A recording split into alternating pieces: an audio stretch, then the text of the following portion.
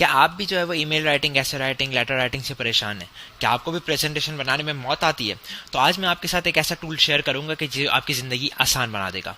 Chat GPT basically एक open AI की तरफ से ऐसा टूल है कि जो आपके लिए ऑटोमेट करता है चीज़ों को और डिफरेंट कंटेंट जनरेट करके देता है, और ये सारा ह्यूमन लैंग्वेज के अंदर और अच्छी विकैबुलरी के अंदर आपको अवेलेबल होगा। Let's suppose we are trying to write an email,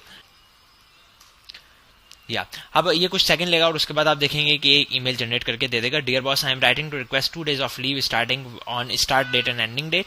I have a family emergency that require my immediate attention, so on.